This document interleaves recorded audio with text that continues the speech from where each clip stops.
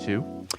Welcome, everybody, to a very special, I would say, it's kind of a Christmas special, except I feel like this is the Christmas that tears the family apart. So it's like... we're used to that now, so... It's not a Merry Christmas, it's a unmerry Christmas to you, because today... Who gives a about Christmas stuff? Right. That's, of course, our First Lady. Thank you for that, Zach. Let's just get right into divisive politics right out the gate. Today's episode is sponsored by Liquid IV and Harry's. We have back with us Dr. Drew and Dr. Young, who administered the personality test to me and Trisha on Frenemies. They've administered a personality test to all of us here, to Dan, Zach, Ian, Hila, myself, AB, Lena, also AB, but she's not here. What's the deal? There wasn't enough time to submit Lena's. Okay. Oh, okay. So no Lena. I have a feeling she's probably fine. Yeah. Hope so. If I had a hunt. But so here's the interesting wrinkle. Now, Dr. Young, one of us is apparently off the chart. Is that right? That's correct. Paul, Let's stop with the pejoratives off the top. It's like, well, one of us scored higher than Trisha. Correct. Well, on some of the dimensions, but not on the MPI. Oh, okay. Yeah. So this Trisha is won the NPI. Trisha got the narcissistic personality inventory top score, but she won it. She's looking for that. Yeah, she was exactly. So this is very interesting. So we've all been trying to guess who's the psycho among us. Before you get to the who's the psycho, I have to respond to the Frenemy show that went up today. Social media is going a little crazy. Dr. Drew, first of all, hold on. You just got out of a colonoscopy. We need to acknowledge. I literally, the reason I'm in like a is I literally left the hospital. Here's my IV Oh my site. God. Here's my. I still have my stupid tag on. Did they tell you the results, or you have to wait? They're like, your ass looks good. No, I know. It's all good. That's good. That's good. I have something called Lynch syndrome, so I have to get these on a regular basis. And this was the best one so far. But I promised you guys I would try to come in here, and I was telling Ethan before the mics heated up that the colonoscopy felt very much like yesterday's show, just a little time. So, but the reaming continues on social media. You should know. So I read the comments, and Dr. Drew is being eviscerated in the comments. Yeah. Well, actually, compared to what I'm used to getting on social media, your fans are actually kind of pleasant. Jesus, what do you get up to? Because they're going buck wild. Well, I'm telling you, they're fine. But the note is, and I understand why they feel this way, is that I wasn't validating your feelings, and I was, quote, siding with Trisha, right? Mm-hmm. And in a way, I was trying to get you to remember one of the original goals when I first came on the show was to help you understand and manage Trisha, right? Right. Okay. Right? No. So I was doing more of that. And to be fair, I mean, she has some stuff, and she's been very open about it, and it requires an approach, and it does. And if you don't use that approach, which is, a certain kind of containment, things spin out of control very easily, as you well know. I'll say from my perspective, and all the guys also here in the studio, I did not expect that reaction. Yeah, I was here after they finished, and everyone was saying it was so great. And then we were all surprised by the comments. I was surprised that everyone was, that the comments, and I feel like I understood that that's what you were trying to do. Yeah. So do I need to help you in any way, support you? I feel like you like. No, I'm fine. I actually want to say I felt that Ethan was really handling her very well on that one episode where things blew out of control. I think basically what it was is that he was trying to explain my position. I feel like he's totally fine. And I do think we learned a lot from that episode with you about Trisha, because we actually get along really well now. So good. I think it was just the miscommunications. They kind of go out of control. Those little... And if you remember, Ethan, yesterday I was trying to get you to withdraw from some of that, to know when to get out, don't escalate things. And right. Anyway, so we're good. Yes, we're good. You don't need Yeah. No. Of course, I was surprised by that. I understood what you were trying to do, and I wasn't at any point like this Dr. Drew doesn't get me, and he's just on Trisha's side. I wasn't feeling that, you know. Okay, if you ever need me, I'm here. Yeah. Okay. So thank you for clearing that up. Yeah. Guys, be easy on poor Dr. Drew. He just had a camera up his ass. and well, sort of 2 days in a row. So Yeah, 2 days in a row, man. Come on, give the poor guy a break. I'll come back for more. I'm barely... Okay, so now in our midst is someone, and forgive me for saying this, doctors, off the chart psychotic. Oh God, no. Now we're trying to guess. We're trying to guess who it is. Okay, so what, for example, would the characteristic be of that person? Like, how do I define it? Well, so basically, the doctor, we took 3 personality tests. No, 2, right? Or sorry, 2. We took 2 personality tests. One of them is a determinant of narcissism. And then Hila's worried. I don't think it's you, but Hila's worried. And then the second one is called the Dark Triad. See, I learned a lot from the last episode, which basically is narcissism, psychopathy, and Machiavellian, which is my favorite. Basically, like this person might murder someone? Yes. Okay. No, don't. Let's not do that. It is essentially, again, we went to great lengths yesterday to talk about it. Yeah, I don't want to be too repetitive because I'm sure everyone watched it. Yeah. But basically, you know, Machiavellian is like cunning. It's like cunning, you know, manipulative, stuff like that. So that's just the one. So the first one, let's first start with the narcissism, okay? So did anybody score high on the narcissism test? And then I want to try to guess who it was. Yes. In addition to Trisha, who got a 30 out of 40, there is one person who got a 28 out of 40. And there's another person who got a 2 out of 40. 2? 2? Wow. Is that even possible? How can you be so selfless? I've actually never seen a 2. I feel like they're lying, though. I've seen a 5, and I actually worry about those people. I feel like they don't have a healthy narcissism. Right. Either. Well, do you ever wonder if somebody's lying on this test? Because a 2 seems outrageous. Well, you know, some people say that they try to second guess, you know, the answers to make themselves come out a certain type of way. But I think the survey is designed in such a way that's very, very hard to do that for every question, especially under some kind of time pressure. So what we try to do is to tell people, just write down your first emotion, you know, with the answer that resonates with you immediately. And that's what we try to do. Okay, so we have one narcissist and we have one pussy. Why pussy? Well, I'm just trying to make it like super self-hating. Self-loathing how would you characterize someone with a 2 on narcissism? Are they a pussy? Are they self-loathing? How can we demean them? Well, I don't think it's a question of demeaning them. I think that you know, these are just 7 aspects of human behavior. Yeah. Tell me about how do we demean? Tell me, like, what would be a personality defect of someone with a 2?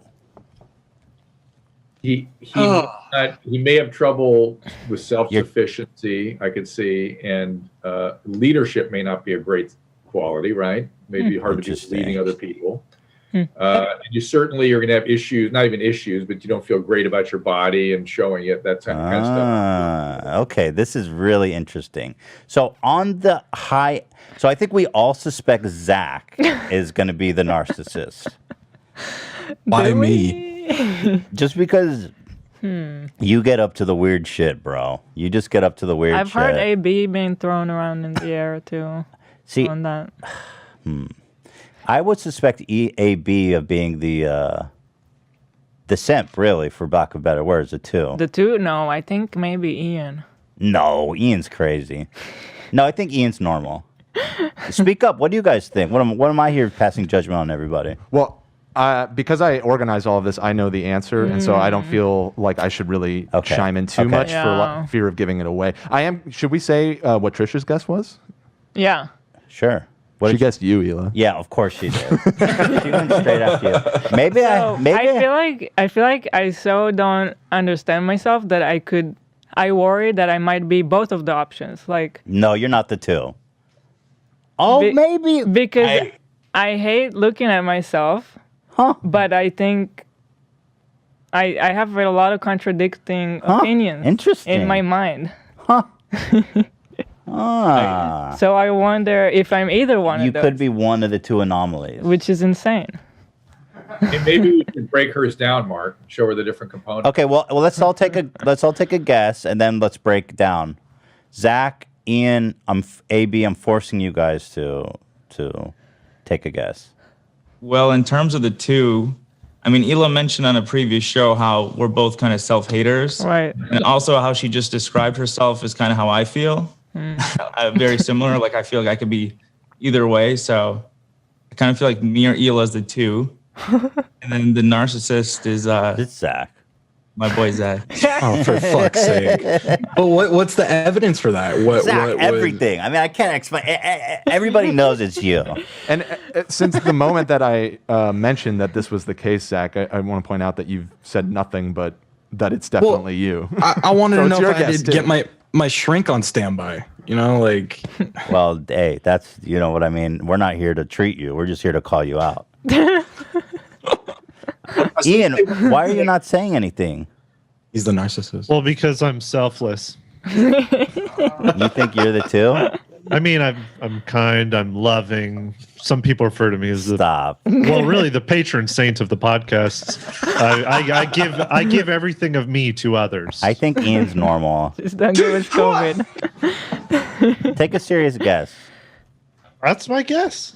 So you think you're the narcissist? You're the two. I think I'm the selfless kind, all giving. You're the two. Yes. I think Ethan's the narcissist. No, I already did. I already did this. Yeah, actually, Ethan, Yeah. because we revealed his results with Trisha yesterday. So I guess maybe we should have made that clear. I was a 7, right? Is that right, Doctor? 7 on what? Out of 40. On the total. But I should also tell you guys that there are 3 people, Ethan's one of them, who have scores under 8. Wow. So there's a 2, there's a 5, and there's a 7. Yeah. Interesting. So this is a very low self-esteem crew here. That sounds about right. That sounds about right.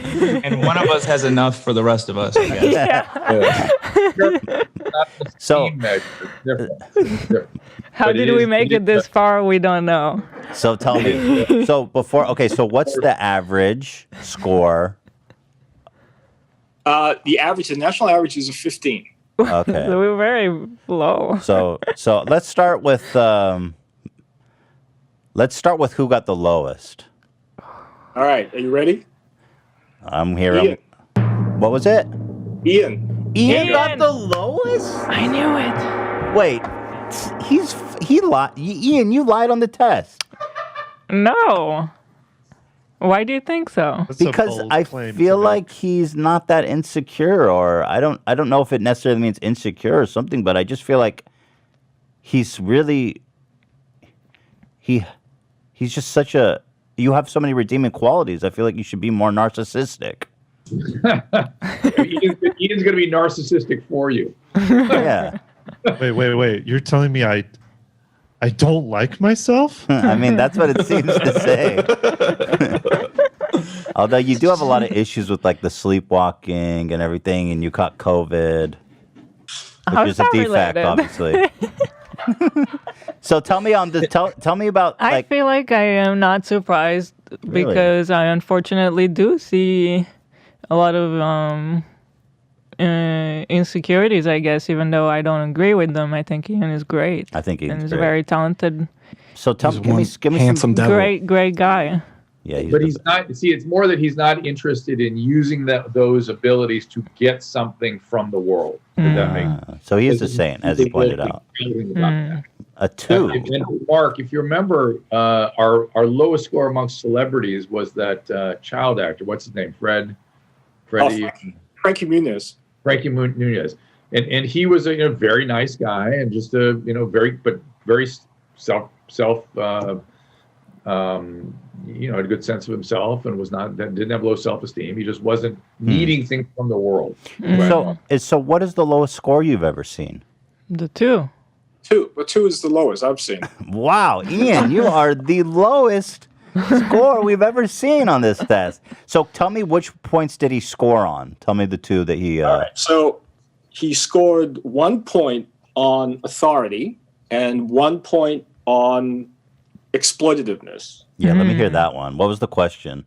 So the questions were, for authority, I like having authority over other people, or I don't mind following orders. And he likes having authority. He chose the authority over other people. Interesting.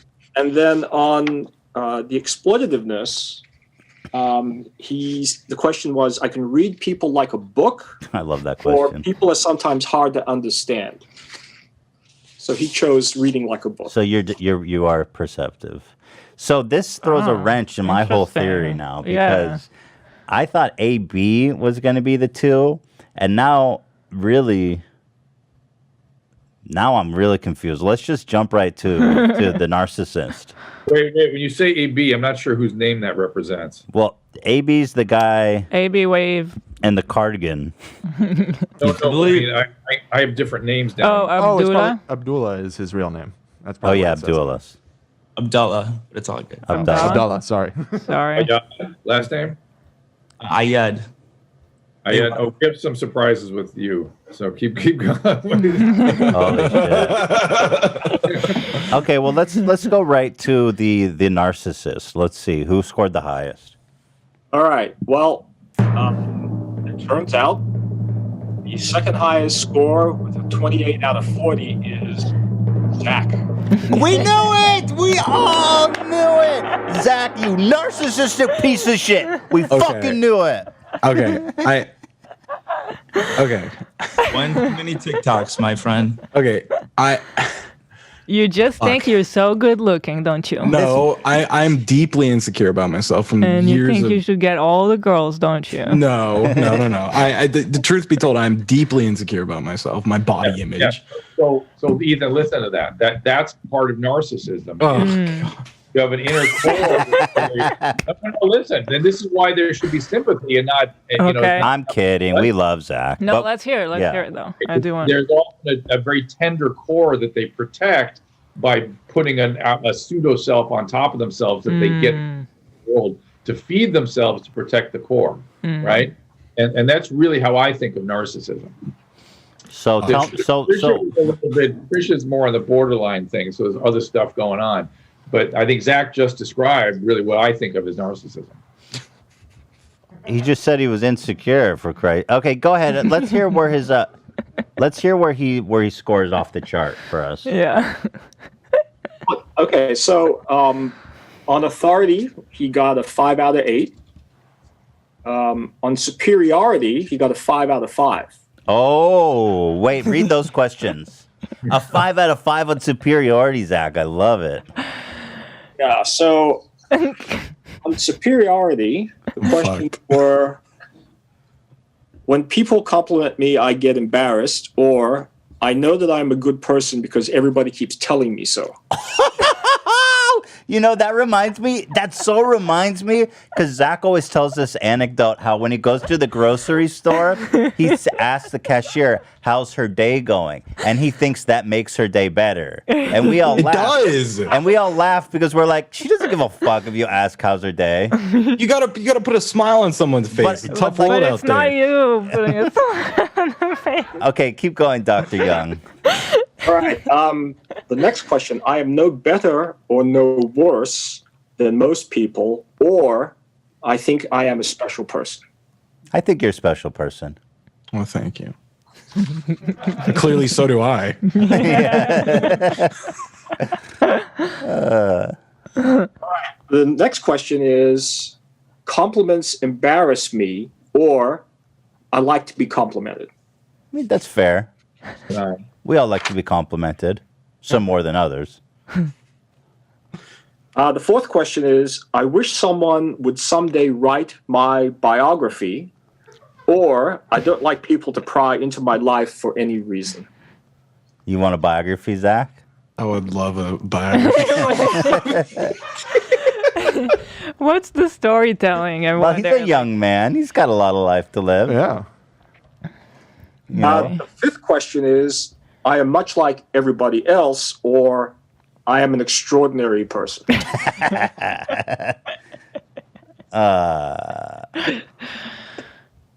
That's awesome. I mean, yeah, you are extraordinary. We love you. You can play guitar. You're funny. You're beautiful. Oh, thank you. But not the heartthrob. Yeah. Zach, I'll have you doctors know, was recently dethroned as the podcast heartthrob. He was replaced by AB as the podcast heartthrob by a 75% vote. Now, how do you guys think? Do you think Zach is going to be coping with that well? Because those two are friends, and I'm wondering if that's going to be causing friction between them. Well, I think you should take another poll next week and see what happens after this episode. Well, let's continue. So superiority, he got a perfect score. And let me give some results on the other side, given what Zach has just said. On vanity, he only gets a 1 out of 7. Okay. And on exploitativeness, no questions at all. No marks on that. Interesting. So what do you mean by that? It means you're not exploitative person. He's not an exploitative person. He's not out to use people. Yeah, that's exactly. Nice. So he's just a sweet narcissist. Yeah, he's a very nice narcissist. He thinks very highly of himself, but he's not trying to burn the world down. We like that about him. And also on entitlement, he only scored a 3 out of 6. Huh? I'm relieved it wasn't you, Hila. I know, me too. I was getting worried. Because I don't know what... I'm kind of curious. I want to ask about... Because I feel like I have, such contradicting thoughts sometimes. Like, on one hand, I can think, oh, I'm talented. And then on the other hand, I can think, I hate everything I do, and I'm just, awful. So I was wondering if I'm on either side. Can we review Hila's results on the narcissism scale? Sure. So let's get a drum roll. What did Hila score? Let's take a guess. So you said 15 is normal? 15 is average. 15 is average. Okay. Hit me with that drum roll. Drum roll. Thank you. All right. Hila, your score out of 40 is an 11. Oh. You're selfless saint. I mean, obviously not as selfless as me. I was a 7. But that's really nice. Okay, nice. Must be nice. I feel like you shouldn't feel bad about that, Zach, because you scored high on self-value, but low on exploitative. I think that's very nice. Yeah. Yeah, Dr. Drew explained yesterday that a lot of these metrics, some of them are positive or potentially positive traits, while others are more negative. And it sounds like you scored higher on the more positive self-confidence ones. Yeah, I'm here to make, because you guys have a tendency to put valence on these. We make everything bad and judgmental. Yeah. Who failed the test? Yeah, I know. So tell me where Hila strayed from the enlightened path, would you please, Dr. Young? Well, it's interesting, Ethan, because her scores are kind of distributed across 5 different categories, and there's in no particular category is she high. So I would say that the ones where she got a little bit high, I guess, is exhibitionism. She got a 3 out of 7. Really? What is that? It's like what you like to be seen and look at. Really? Yeah. Read me the one she flopped on there. I'm so interested. Exhibitionism, Hila. I don't. Could that pertain to her art? Maybe. Well, let's find out. Absolutely good. Oh, because obviously I just think of that as a porn category. What? I mean, right? Doesn't everybody? I don't even know the word, so I don't even know. I was thinking of her art to be recognized. And fashion and every. I mean, yeah. I was thinking about porn. So. Okay. When are you not? What? What might not? So here are the 3 questions related to her scores on exhibitionism. The first one is either modesty doesn't become me, or I am essentially a modest person. So wait, which one did she answer? Because those are kind of It's a great example of how it's a forced answer, right? Yeah. They're very similar. One is a predictive value, and the other That's doesn't. interesting. So which one did she answer? She answered, modesty doesn't become me. Which is kind of like an immodest answer. Right. Got ya. Honestly, there may be a little bit of an English barrier there. Yeah. Because I still, even right now, don't really completely understand the difference. So modesty doesn't become me is like I'm not the saying I'm not a modest person. Whatever. What's the next one? Different to me. A little different. It's like I'd rather not be a modest person because it's not attractive on me. See, I don't think I understood that. So what's the next one? Let's see. All right. So the next one is, I would do almost anything on a dare, or I tend to be a fairly cautious person. What? You would do anything on a dare? I did not. That's what she answered. I would do almost anything on a dare. Interesting. That's kind of bizarre. I got a couple of dares I'd like to ask you about later. I want to smell feet. I'm trying to think about it. I mean, I guess I don't think you are kind of... I'm not really a cautious person, I don't think. Right, I was about to say, you have to think of it in contrast to the other option. Yeah. You probably saw that, and you're like, well, I'm not a cautious person. Yeah, so. I wouldn't describe myself as a cautious person, would you?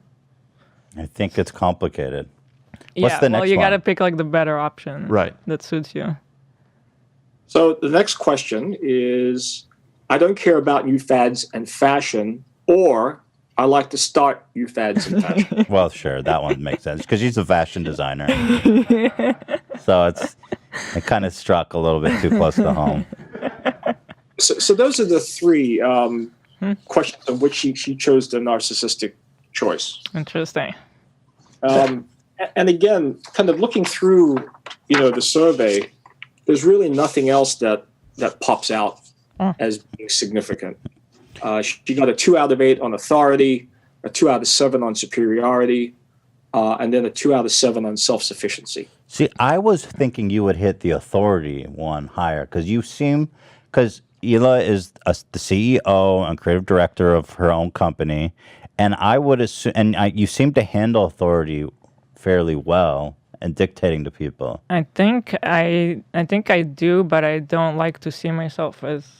I like to see myself as part of the crew. Like even with Teddy Fresh, I like to think of myself as like I'm in the trenches with them. She's feared by her employees. She rules with the iron fist. But in my head, I don't think of myself as like I don't know. So she is the prince. She's both feared and loved. To go back to the Machiavellianism. Let's see how she scored on those parameters. Yeah, that. So, is there any other? You said there's something interesting about AB how did AB score? All right, let me just turn to that. Look at Ian sitting there all enlightened. I know. How do you feel about your score, Ian? He's our little Buddha. I'm not surprised. And those Sunday services really got to you, huh? You're not surprised, really? No. Are you doing shtick? I feel like you're doing shtick. I guess we'll never know. AB hit just about the national average. He got 14 out of 40. Ah, okay. And there are 2 areas, I guess 3, where he got some points. For authority, he got a 5 out of 8. Ooh, AB. Self-sufficiency. He's here to take over the show. Self-sufficiency got a 4 out of 6. And then entitlement, he got a 3 out of 6. Okay. Tell me about entitlement. Well, and by the way, Dr. Young, can I ask you, what does it mean that AB thought he got a 2?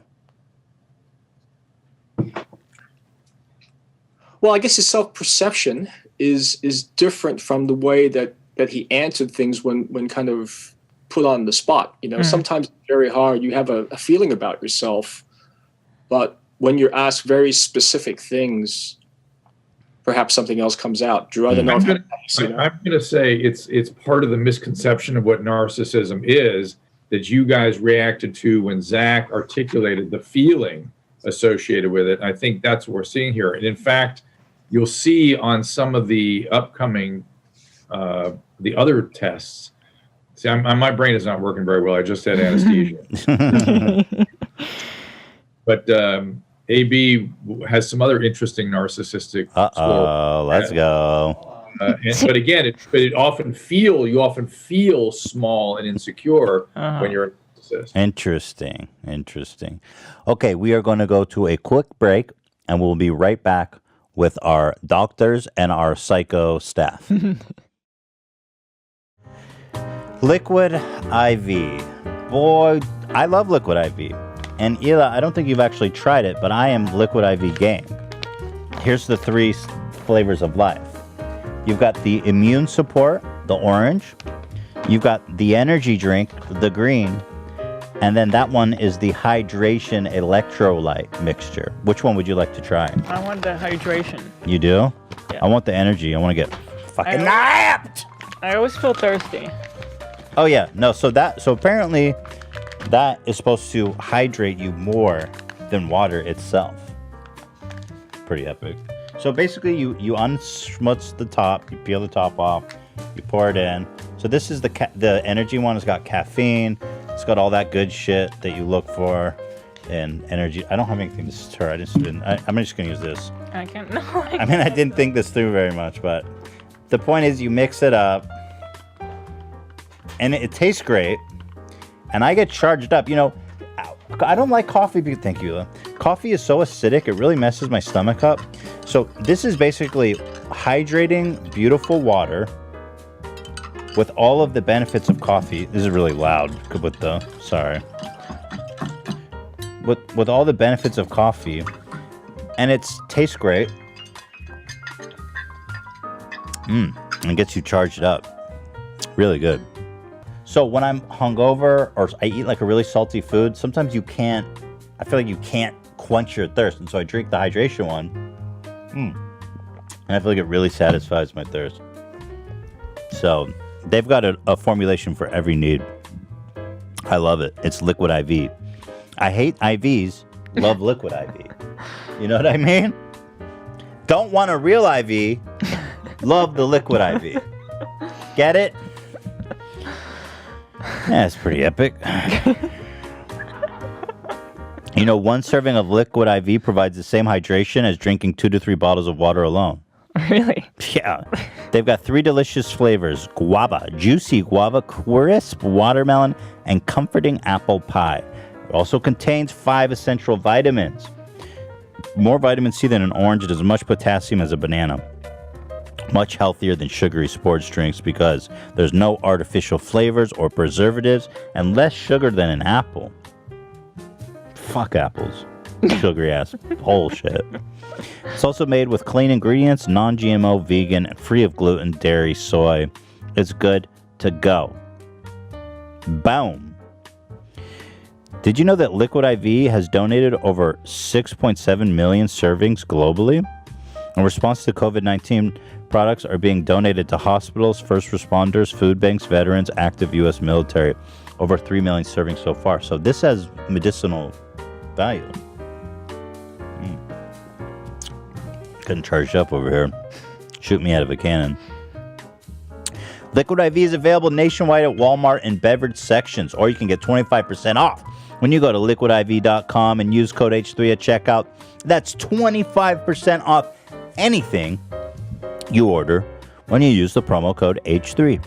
liquidiv.com. Get better hydration today at liquidiv.com, promo code H3.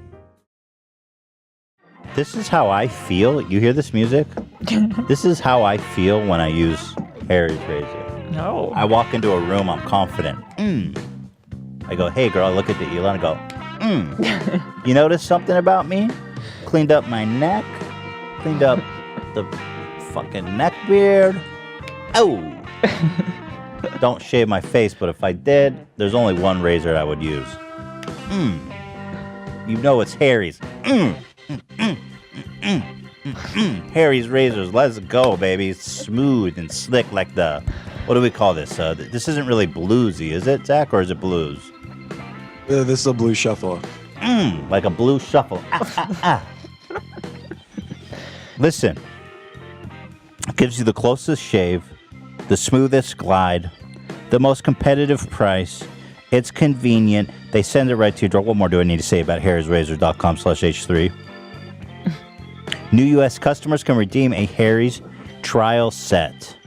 By going to harrys.com/H3, you'll get everything you need to feel as good as this music sounds for just $3. Honest value. They were founded by two friends who were tired of overpaying for razors. They thought the big brands were overdesigned, overpriced, and out of touch. So they founded Harry's as a return to the essential quality blades at an honest price, as low as $2 per refill. German engineered blades, quality. You know, these guys, they wanted to sell product they'd be proud of, so they raised a bunch of money to buy a razor factory in Germany. It's been honing precision razor blades for over 100 years. They sourced the steel from Sweden. They own the entire manufacturing process.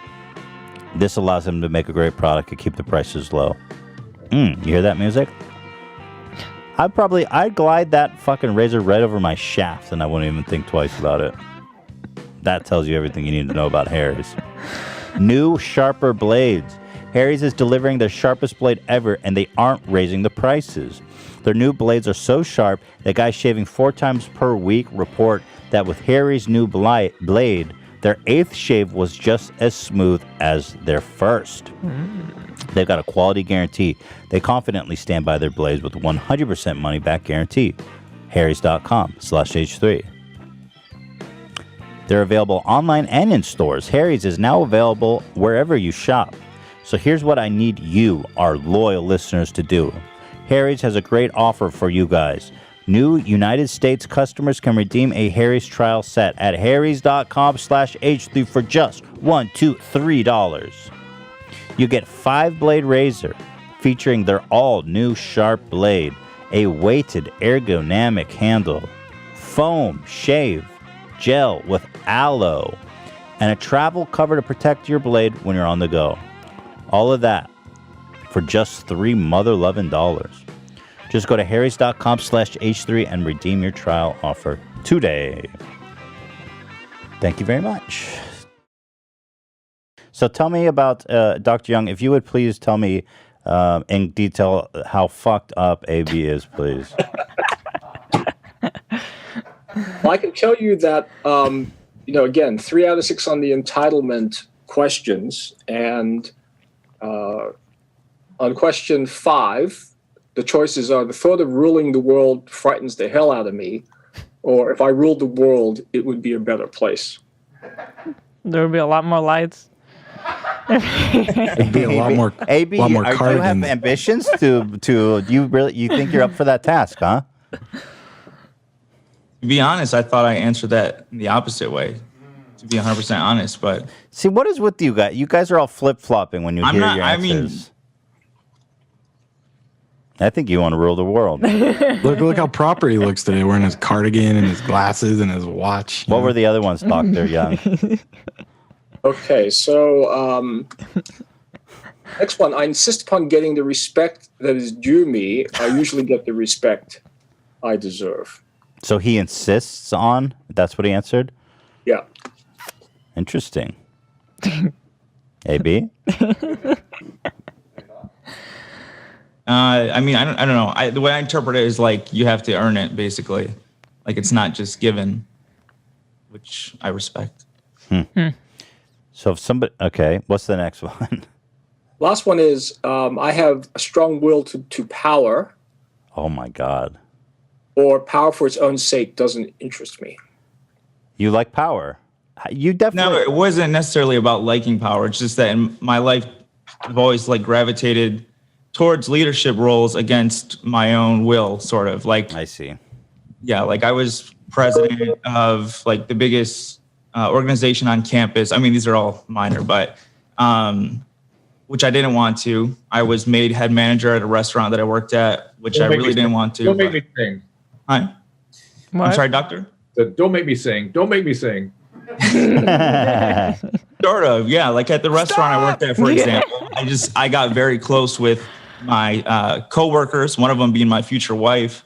And if I didn't step up and take that position, the other person that would have made our lives hell. So I did that even though I didn't receive as much money as I did as a waiter. And it was a lot harder to be a lead manager rather than just a waiter while in school. AB, are you trying to take my job? Stop! I'm trying to be your understudy. I'm trying to be your apprentice. Yeah, we all know the story about the apprentice and the master, right? One trip to Croatia and one rogue wave in Croatia, and all of a sudden you have my eternal loyalty. I owe a life debt to you guys. I'm forever in your service. Can I ask why the cardigan today? I'm just curious. This is Zach trying to come back at me for the whole suit. I've never seen you wear a fucking cardigan. Why are you wearing a cardigan today? I mean, it's just a cardigan. I know we're in the presence of doctors. I'm trying to be respectable. I mean, I didn't come in a full suit to After Dark last week. Did you buy that? Oh, you want to go toe to toe, huh? That's true. It's like that, bro. Well, hold on. I mean, it's true, AB. You have never worn a cardigan. Did you buy that for this show, or did you always own the cardigan? I owned it. I have a few other ones if you guys want to see them. Yeah, I want to see. I'm fine.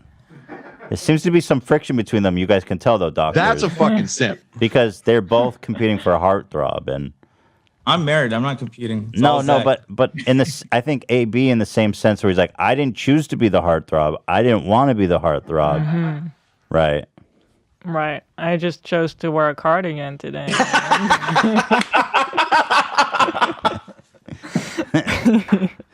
And just cut to Ian, who is basically in planes of enlightenment. He is disengaged.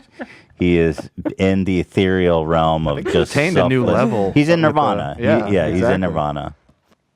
So, let's talk about Dan. Tell me about Dan's score. Yeah, there are two other scores we haven't done. One is Dan. Dan got a 8 out of 40. Really? Like you. You and me, baby. Huh. You and me, Ethan. And I'm a little more narcissistic than you, apparently. 1 point. One point more. Dan had one category where he excelled. Dan is a great guy. Oh, well, thank you, Mr. President. So where did you excel, Dan? Well, he actually got a 5 out of 7 on authority. Oh, that makes sense. Read those to me. Iron Fist. That's actually really good because he's our producer, so we like that. That's true. Makes sense. Makes a lot of sense. Yeah. Read me the ones he hit narcissistic on. And then who else didn't we read then? Yeah, so for Dan on authority, and again, this was really the only category in which he scored significantly. First question, I have a natural talent for influencing people, or I'm not good at influencing people. Wow, Dan. You're blowing my cover. Part of what makes me good is people don't suspect that I'm good at influencing them. The second question, I will be a success. I am not too concerned about success. So wait. Which one? I am not too concerned about success, or you will be a success. Okay. Yeah. Yes. The next one, I'm not sure if I would make a good leader, or I see myself as a good leader. Then, let's see. Dan, how you feeling? Being an authority, being an authority doesn't mean much to me, or people always seem to recognize my authority. Cartman vibes. That's true, though. You always are. It's part of his job, so... Yeah, and that's just it's actually similar to what AB was describing. Like I don't necessarily it's true. I don't necessarily go out of my way to try and seize authority in whatever situation I am, but it oftentimes seems to fall to me, and I've become accustomed to stepping up to that, I guess. I don't know. I look up to you. I just said that in that video. I just said that. I said I admire you very much. Simp. You're a commander. You literally just said the same thing, Zach, and then you insult him for saying it. Simp. Yeah, doctors get that. I do think that Zach holds. I feel like Zach holds more resentment than he's willing to admit for being dethroned as heartthrob. Yeah. It's a little painful, not gonna lie. And Zach and AB had a deep bromance going on, and that We still do. We still do. interesting. It's on the rocks though. He fucked it up. And then, so There's one more question. Yeah, go ahead. I would prefer to be a leader, or it makes little difference to me whether I'm a leader or not. Got it. That's fine. So that's everybody on the narcissist scale. That's everyone. So I think Remember, it's one of our narcissism scales. The other is part of the Dark Triad. Right. Okay, so on the pure narcissism scale, I think we all did good. I mean, Ian is enlightened. Ian is like out of having an out-of-body experience right now. He's not even there. He's like on Mount Everest or some shit, looking over humanity. Yeah, there he is. Zach, no surprises there. I'm very happy. In Hila, I really didn't know which way you would go. But let's move on to the Dark Triad, because this one seems to be more comprehensive. This one, the Dark Triad, and they call it the Dark Triad for a reason. So, in the previous show, we talked about both Trisha and Ethan's scores. And, Trisha scored fairly high on the narcissism aspect of the Dark Triad and kind of at a middling level for psychopathy. I do need to say that she did admit to being on Xanax and Percocet when she took the test. Because Dr. Drew was like, your results don't really make any sense. Really? And she's like, well, I was fucked up on Xanax and Percocet, and I wasn't really paying attention. So there is some consistency there in the scores on narcissism in the Dark Triad and the NPI, but I certainly take the point. Okay, so doctor, do we have any anomaly readings here among us? We do, just in one person. Well, wait, before you do that, there's some high narcissism readings on the scale too, right, Mark? Yeah. So with AB, he got a 3.89, and a high score on the Dark Triad measure of narcissism is a 3.68. Oh, so AB scored high on the narcissism scale. Yeah, Dark Triad. Above the threshold. Interesting. AB, what do you think about that? As someone who thought you were a 2, according to the Dark Triad, you have narcissistic traits. I don't know. What are we able to go over some of the questions? Of course. So yeah, there's actually a lot, but I mean, I think before we even do that, questions on the Dark Triad relating to narcissism are different from the ones on the narcissistic personality inventory. So sometimes it's just a question of the types of questions that are actually being asked. Right. So let me try and pull up. So how this one works is you have a sliding scale of strongly disagree and strongly agree on a scale of 1 to 5, right? And so, yeah, that's right. So they ask you kind of similar questions, and then they gauge based on which bubble you fill in. So it's a different, maybe more nuanced scale. So yeah, that's right. This is not a forced choice. It's a scale. I got to give up my studio in 5 minutes here. So we better proceed with the reveal, because help you guys through that. Okay. So do you want me to go through these scores now, or do you want me to just go to the big reveal first? I'm not sure I'm ready for the big reveal. I feel like... All right. That's okay with me, but I'm going to abandon you guys. I can come back to help if this doesn't go well. Is it because you go so negative on these results. That's fair. So just remember here. Let's get a soundbite of Dr. Drew saying, something positive. Right. Well, no, you don't have to. I'll come back and say something positive on another day. But just remind yourselves that this is not about being good or bad person. Right. These are strategies for being in the world, and sometimes the strategies have nothing to do or very little to do with how you feel inside. Sometimes how you feel. Dude, the way Dr. Drew is talking makes me think that one of these guys is fucked up. I feel like Dr. Drew is going to drop a bomb on me, but all right. Mark, luck.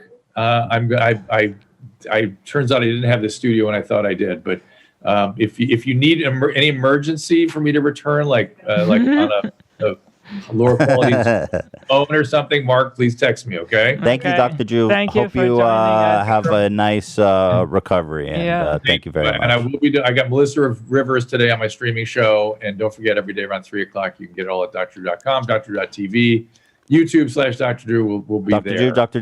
Drew, everywhere. Dr. Drew is everywhere, and he is coming at you live. All right, guys. Good luck. Bye. Thanks a lot, Dr. Thank you. Hey, Drew. Wow, it's that bad, huh, Dr. Young? I didn't realize there was still another big reveal. Oh, there's like a huge reveal, apparently. Okay, so let's start with, so we were talking about AB scoring high on narcissism on the Dark Triad, and you were going to explain his results. Right. I thought what I'd do is just, there are 9 questions for narcissism. I thought what I'd do is just go through the ones on which he has a high score. Okay. So the first one is, people see me as a natural leader. Okay, that tracks. And he got a 5 out of 5 on that question. Fair enough. Let's see. You nervous, AB? I'd like to get acquainted with important people. Oh. Interesting. Clout shark. Clout pill.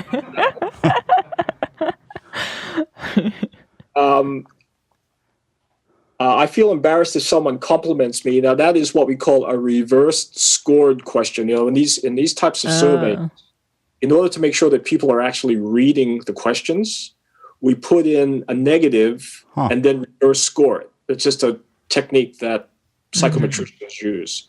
And so you have to kind of do the reverse of that, which means that he's not embarrassed when people compliment him. Really? They got you, buddy.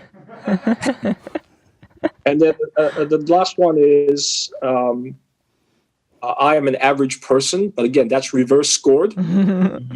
So he gets 4 out of 5 on that.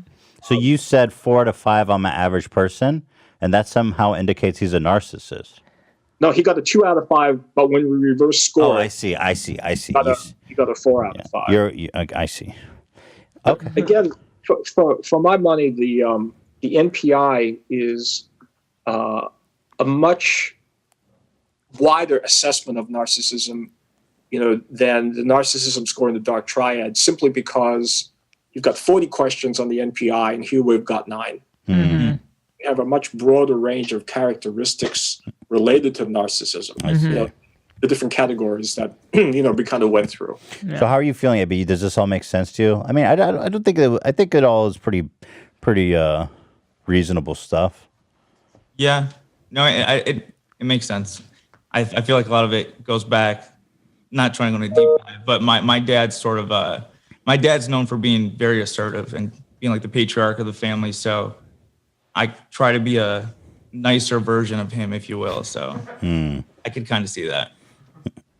Now, okay, so we have what it sounds like to me is one person. Is there any other anomalies, or just one person that's way off the chart and everyone else is average? Pretty much everyone else is average. One person got, in terms of the 3 aspects of the Dark Triad, one person got pretty high scores on 2 out of the 3 categories. Okay, let's hit the drum roll. So I'm guessing, it's got to be Zach, right? That would be the most logical. Seems like the easiest choice. Yeah. I'm sorry, Zach, but with peace and love. With peace and love, I have to say it's Zach.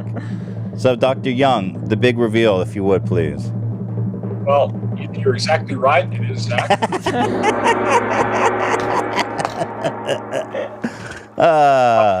I told you I'm Joker brained. You didn't believe me. Yeah, you are Fully Joker brain. Joker-fied, I'm fucking Joker brained.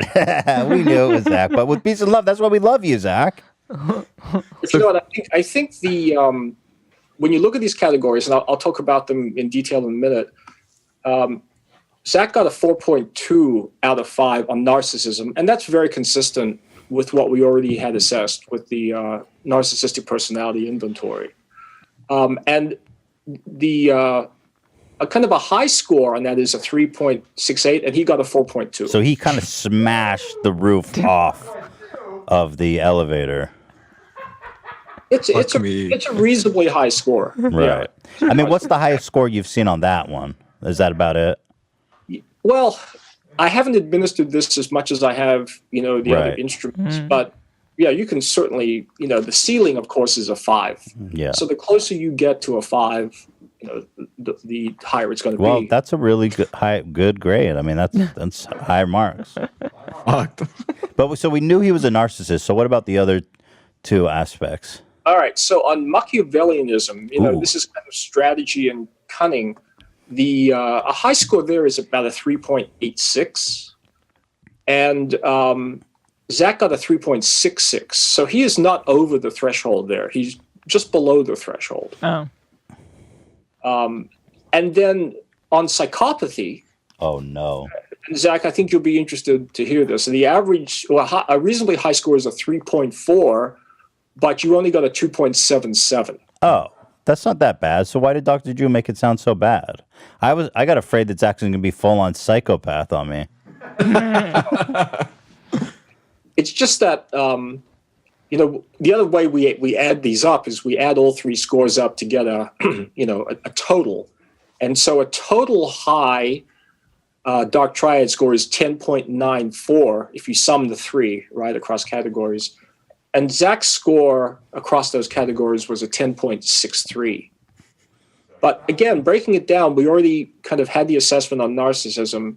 The fact that psychopathy is low, I think, is a positive. Very good. Yeah, we got to turn that dial down there, Zach. And then Machiavellianism, again, that just really means, strategic behavior. Read me the Machiavellian ones he scored high on. All right, so Zach, how are you feeling? How are you feeling about all this? Well, I have my shrink on standby. Thank God.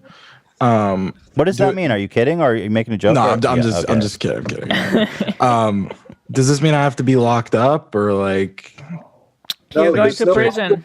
Necessary. Straight jacket, like Houdini, that shit, like No,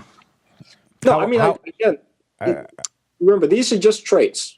Right? It doesn't mean that you have a disorder of any kind. They're just kind of tendencies. And we have to say that for the NPI in particular, these are stable tendencies. But again, it doesn't mean you're a bad person or anything like that. It just means that on these particular aspects of personality. And I will say, Zach, that your scores weren't that bad. I mean, Dr. Drew was leading me to believe that we were going to have to call the fucking FBI and dig up your backyard and shit and start digging for bones. Well, do we know, is Zach the big reveal? Was that the big reveal? Yeah. Yeah. Okay. Yeah, no, he's the highest. Oh. Well, Zach, whatever makes the you winner. up. Hey, he wins. Whatever makes you up, you're the sweetest guy I know. So you lost the title. So Zach, you lost the heartthrob title, but you won the crazy title. I love it. I love it. You know I'll do anything for the show. And that's why you're the greatest. You're my golden boy. I have a question, if I may. I'm curious how Ian did on this Dark Triad because he was the lowest. He was so low on the other one. It's like he doesn't even exist. Did he score super low on the Dark Triad? Is it possible to not even exist? I can tell you that, and I want to come back to Zach and compare his overall score to Trisha on the Dark Triad in just a moment. Sure. Ian got a 6.82 overall score when a high score is 10.94. There you go. So super low there, too. Ian's low, but Hila got a 4.76, which is a very low score. Oh, on the Dark Triad. Really? Interesting. Ethan, you got a 6.54 overall score. AB got an 8.88. Well, he's getting up there. Borderline. And just to remind you, and Dan got a 7.22. A little bit high up there, Dan. That was like the same as yours. But I wanted to note that Trisha got an overall score of 9.22 on the Dark Triad. Yeah, but she was high. She was high, and Zach had a 10.63. So Zach, I am so fucked. No. But Zach, please remind everybody that Zach, you were sober, and Trisha was high on Percocet and Xanax through the last two, which she said on the show. I'm not like exposing her. I was sober. So what does it mean that I was low on this one? Like, what are some of the questions that I scored low on? Well, let me just tell you the scores in each category because it's so low. You got a 1.88 out of 5 on Machiavellianism. So not strategic. You're not a strategic, manipulative person. That's good, I think. Yeah. On narcissism, you got a 1.44 out of 5, which is consistent with your low score on the NPI. Right. And then on psychopathy, again, out of 5, you got a 1.44. So these are low scores. Well below the mean. So the overall score of 4.76. If I'm looking at the data here, there's not too much that really jumps out across other folks. So I think in summary, if you look at the overall total for the Dark Triad, you've got Zach in first place with you're coming in second. And then AB third and Dan actually fourth. This is so I'm just kind of, I mean, seriously, how are you feeling, Zach, like on a real level? Or does this affect you? I mean, obviously we're not taking it too seriously, but I'm just kind of curious. I knew I wasn't like other people. Interesting. So there's that. So when you say when you AB has excused himself. So when you say you knew you weren't like other people, do you mean? I guess what do you mean by that? Like how did you see yourself as different than other people? I'm always willing to do something somebody else doesn't want to do. It could be an attention thing. It could be I don't know what it is, but yeah, I'm Joker brained. But I love that. I love your Joker brain. I'm Joker brained. I'm gonna have to get through life now. You know, it's gonna be a struggle, but I'm gonna do it, God willing. And Dr. Young, have you administered yourself on these tests? I haven't done the Dark Triad on myself, but Drew and I have both taken the NPI. And how did you guys score, just in fairness? Drew scored, I think, a 16, and I think I scored an 18. And the dimensions on which both he and I score high tend to be things like authority and self-sufficiency. And you find that a lot of people who are professors or attorneys, kind of who have to stand up in front of people and lecture or to be in court, you have to kind of have some kind of level of authority, in order to come across as being someone who knows what they're doing. Right. So my scores were all kind of bunched, kind of in that direction. And Dr. Young, I make this a mandatory thing in the year and day of Zoom calls. I like to ask all of our guests who are sitting on a green backdrop to turn it off for us. As I see you're sitting in a very studious, well-lit library. Let's pull down the curtain. So many books. Okay, well, let's see. That looks great. That looks better. There's even more books. Usually it's like some shitty, rackety. Like you're sitting on a bed. And this is a beautiful office. I love your, Yeah, it's very cluttered. And so it's cluttered in a very organized. Because I'm involved with USC sports, I work a lot with the tennis team. And so the tennis team is the number one tennis team that's ever played the sport at the collegiate level. Oh. And so I'm there. Picking up some narcissistic traits there, Doctor. Well, Dr. Young, I cannot thank you enough for coming in and administering these tests. I'm going to get your details because I know your daughter is a fan. We're going to send you all kinds of Teddy Fresh and a thank you package. So thank you so much. I know you're busy. Thank you for taking time out to do this with us. It was a lot of fun, and we really appreciate it. Thank you, guys. Thank you. I hope that it was a little bit instructive. Oh, yes. Definitely. Well, I know who to look out. I know who to trust and not to trust, if that's what you're asking. All right. Thank you, Doctor. Thank you so much. Thank you. Thank you. Take care, guys. Okay, well, how is everybody feeling about that? I guess there wasn't really any big surprises other than... Actually, I will say, Zach's didn't surprise me. Ian surprised me. The guy doesn't even exist. The lowest on their record. The lowest on record, Ian. Ian's didn't surprise me. I have a theory. What's the theory? I have a theory too. Yeah, something's off about this. We all know Ian's cunning, and we all know Ian knows Ethan well. And I assumed that what happened with Ethan saying, can we go back and read those questions, would come up. And I have a feeling that Ian predicted that, and he was very cautious with his answers. Because if that's the truth, then he's off the scale Machiavellian.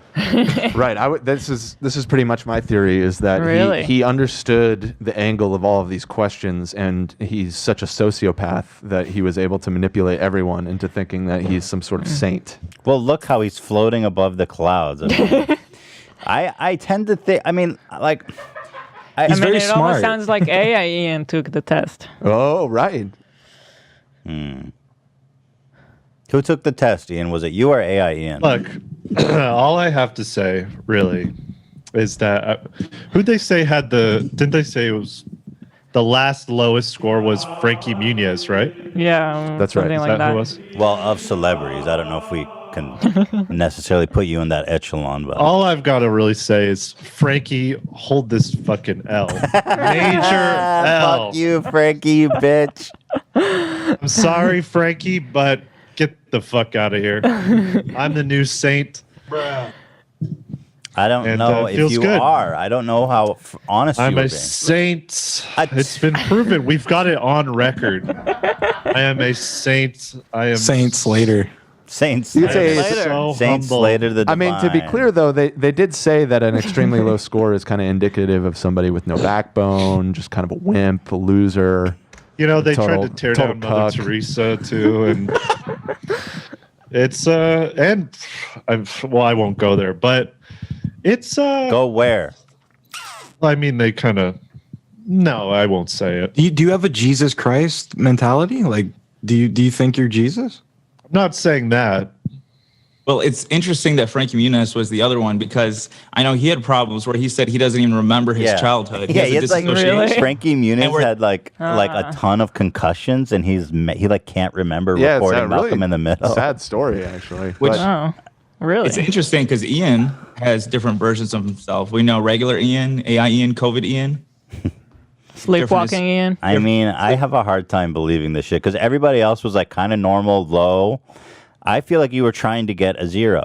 And I wish you would just be honest and tell us if that's what happened or not. Because it's always shtick. Like, were you trying to get the lowest score possible? No. Why would I do that? Well, now I believe that. I don't know. Saint Slater. I don't know if I believe that he was trying. Yeah, I'm okay. Because isn't the test designed to, even if you try? I feel like if I wanted to, I could lie on it and get a 0. Right, but I feel like at some place they would find an inconsistency. Yeah, exactly. And you'd probably score like a 2. Because you couldn't get them all. All right, I'll take you at your word, Ian. Thank you. Are you traveling through a wormhole? Yeah, what are you doing? You're just I'm ascending. yeah, just ascending all time and space. Those Sunday services, man, they really got to you. If you guys ever need any spiritual advice or anything, Well, let me know. Zach was off the charts on everything. We kind of expected that, and that's what we love about him. But otherwise, pretty interesting stuff. Zach, are you feeling okay?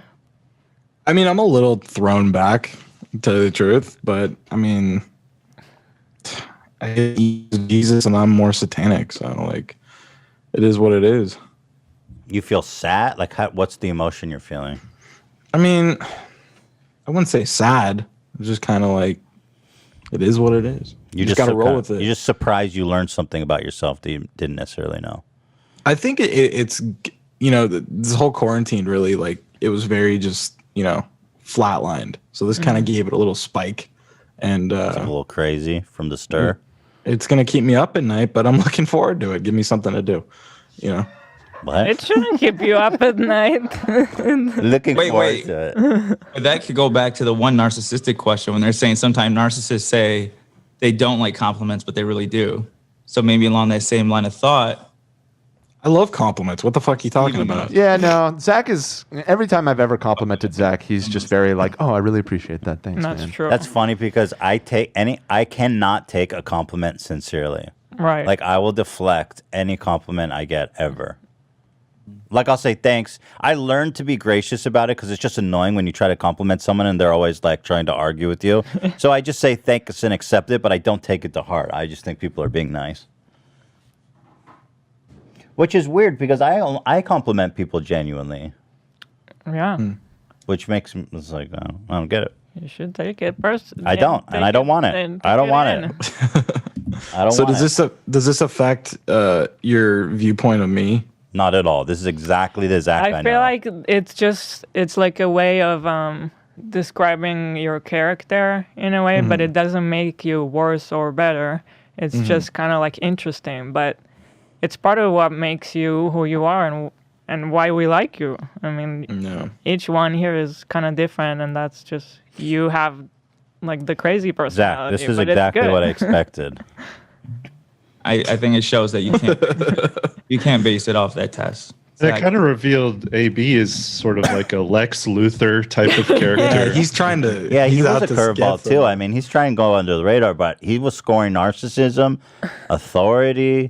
He likes being around famous people. Yeah, getting close to important people. Which is something I've known because you're like a fan of everybody and everything, AB. You kind of have like what's it called when people are obsessed with celebrities?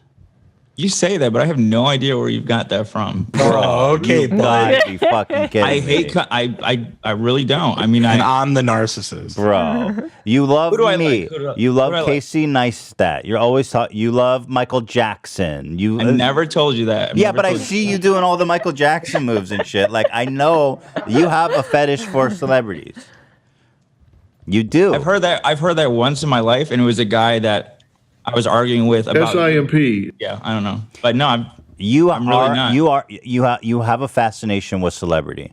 I got a good example. I seen Walter Jr. at Target. Yeah, and you texted us all, made a big deal about it. I'm like, who fucking cares about Walter Jr.? It's my favorite show. Why didn't you go up to him? Why didn't you go up to him? I thought it was weird. That's a good point. I thought it was indicative of what I thought, because I was like, who gives a fuck about Walter Jr.?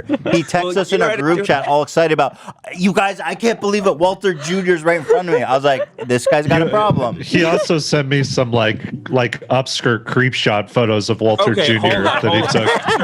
Please go check Ian's comedy creep shot. So you took creep shots of Walter Jr. and sent it to Ian?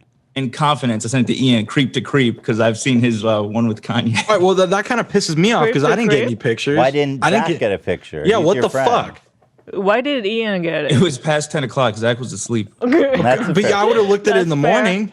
But Zach has a natural habit of waking up when something interesting comes up in the chat. That's true. Yeah, that's like, true. oh, you guys talking about porn? I'm up. That's a good point, though. I think I find it interesting that you're not aware of this, because to me, AB, it's super obvious. With peace and love. With peace and love, I think you're 100% wrong. Every time we're doing an interview where I don't need to be there, I say, I text you, can I go? Can I work on the next episode? I feel like I've done that for like so many of the guest episodes. I mean, I'm not saying you care about every celebrity. There's literally... I don't think you care about every celebrity, but there are certain celebrities that I think you are obsessed with celebrity. I think you are. There's like 6 people, including you and Hila, that I probably ever care to meet in my life. Name them. Celebrity-wise. Okay, you two, Casey, Al Pacino, De Niro. Say Michael Jackson. I'll give you the Pacino. Martin Scorsese. What? And Tarantino. Yeah. And not Michael Jackson? So it's all movies? So why do you know all the Michael Jackson moves and Ethan stuff? and Casey Neistat get onto that list? Yeah. That like a big make suspense. sense. Like all the great classic filmmakers and Ethan and Hila. Dude, my college years, that was my pastime, watching YouTube, watching you guys, watching Casey. Okay, but then when it comes to like David Dobrik, you know everything about him. You make these very general statements. No, everyone knows something about David. I mean, he's everywhere. But you know, I know like, literally more than zero about David. I know Dobrik. zero about him. Yeah, like you know more about him than I think this is more about. I mean, what industry are we in? I think you guys should know about David. I'm a busy man. Now you're getting fucking confrontation. He's good for the show. I'm not saying he's not great for the show. He has a skill set that's great, but I'm just saying I'm surprised he doesn't know this about himself.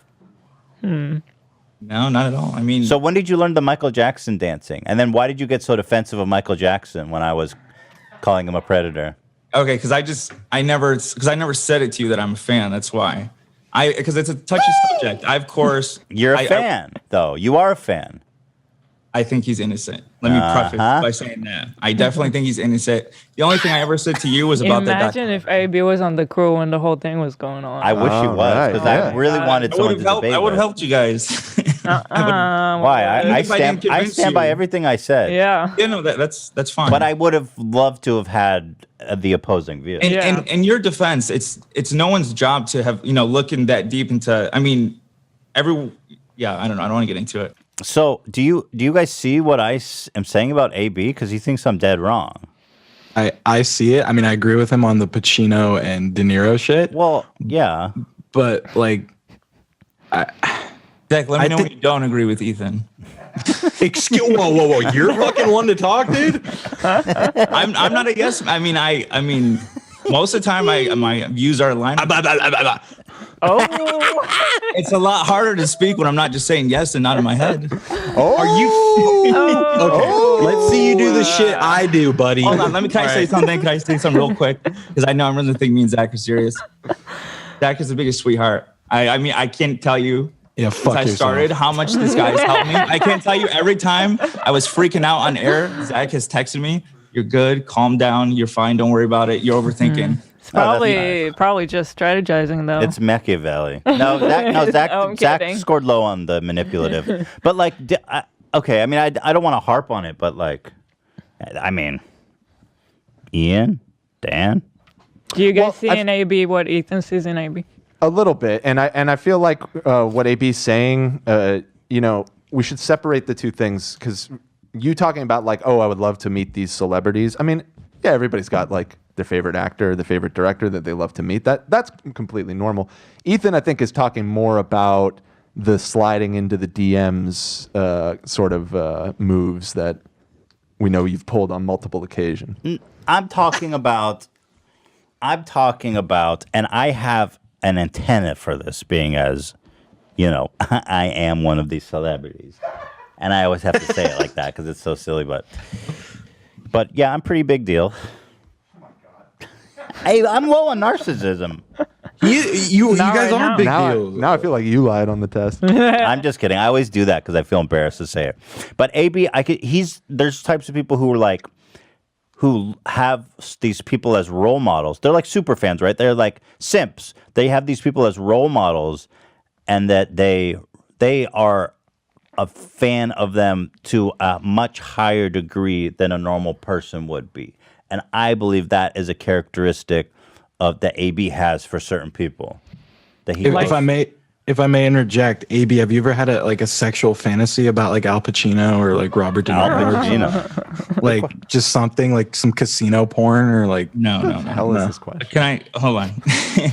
I think a little flustered. Maybe Zach's going in today. My interactions with you, Ethan, is how I would be with everyone else. Now I became friends with you and met you under weird circumstances because you were like in the middle of this online war, and there was like groups of people who were attacking me who were bigger than me, and you were the only one. We were the only two on this side from my perspective. Mm-hmm. So it seemed like I was doing a lot more, and I am a fan, but it's not to the degree like. We have to ask Lena because she's the one who will really know.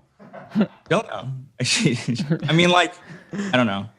I'm a fan, but I don't feel like I'm the same degree that other people, I feel like that's taking away from their. Well, we're gonna find out on Friday because we are doing the simp off. So I kind of want to do my presentation to clarify what I'm saying. Don't throw the simp off now. All right, let's go talk to Papa John. Okay. Yeah, let's wrap this up. I'm trying to add another celeb on my list, please. He's trying to meet Papa. This was all the long con.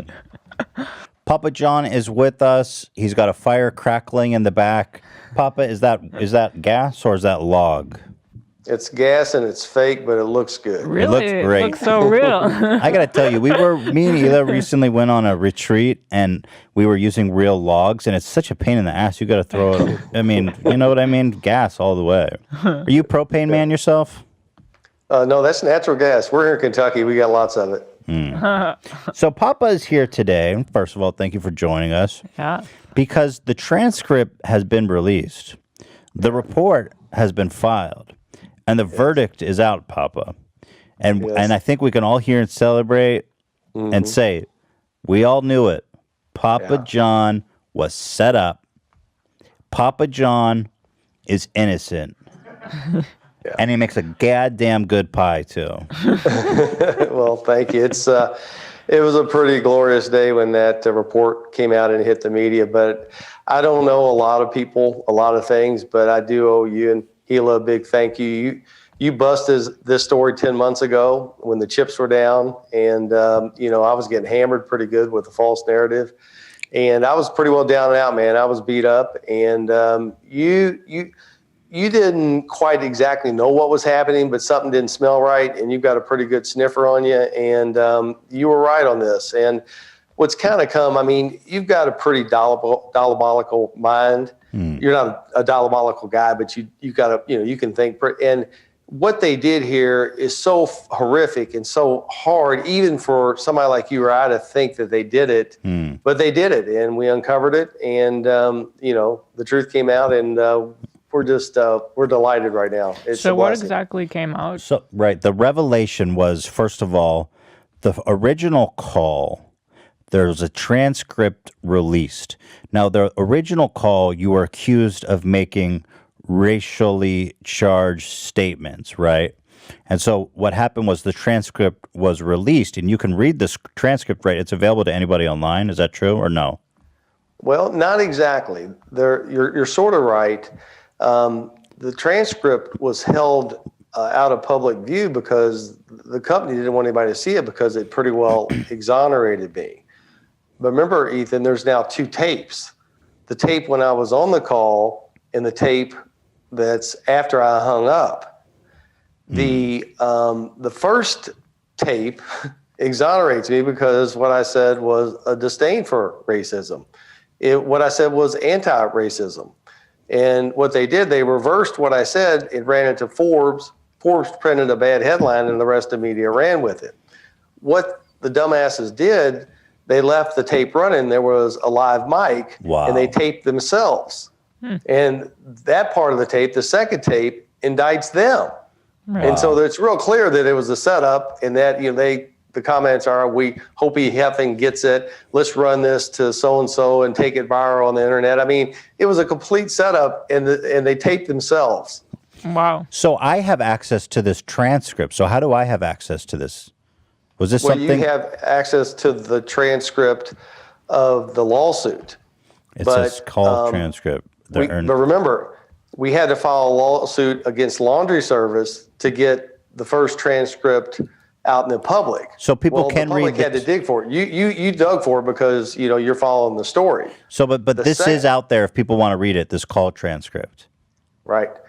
The second call, the second transcript, is in the court of law, and Laundry Service is trying to seal it because they don't want that transcript out there. So you got Papa John's doesn't want the first transcript out there because it exonerates me, and you got Laundry Service that doesn't want the second transcript, the part that recorded them, out there because it indicts them. So it's all tied up in the legal system, but it's a bunch of BS. So now that the transcript is out, this is great for people who are following the story, right? But what does it mean for you legally?